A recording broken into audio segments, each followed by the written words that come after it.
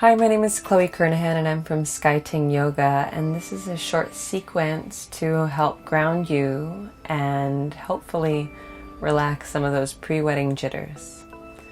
So beginning in a child's pose, come to separate your knees nice and wide apart, bring your big toes to touch, settle the seat down and back to the heels and reach your arms forward.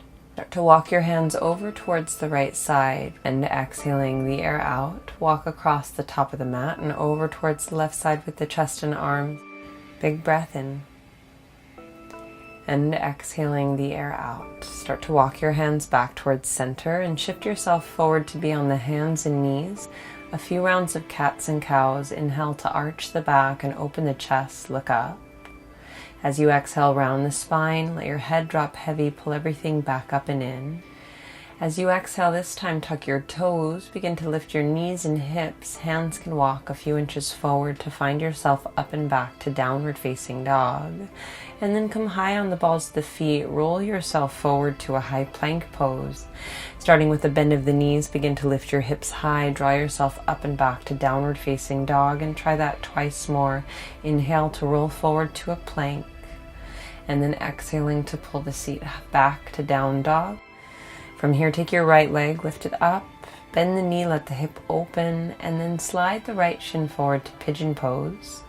Take the knee a little wider to the side, let your left leg extend long back behind you, and then you can take a bolster, a pillow, a blanket underneath your seat if you need, and drop onto the elbows or rest the forehead down on the hands. Take a nice full breath in here. Exhale, see if you can let the seat settle and release.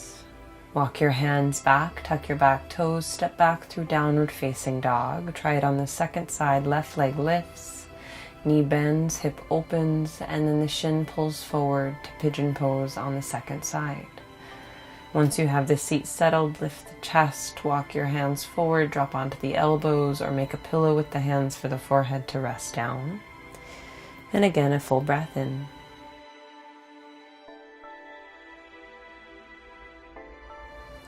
And exhaling the air out, walk your hands back, tuck your toes, move your props out of the way, come back to downward facing dog.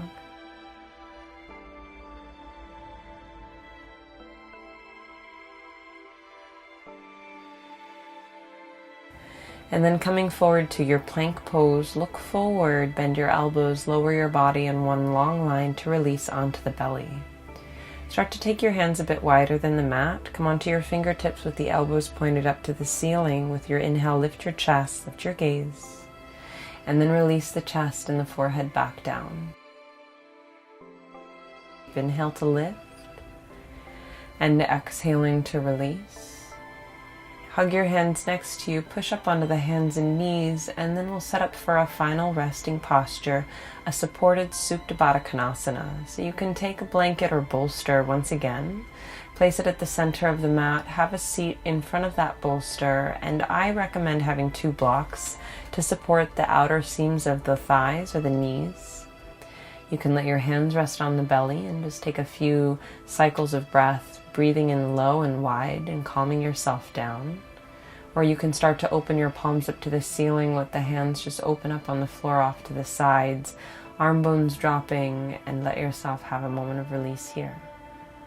And allowing the effects of the practice to land and for the body to release.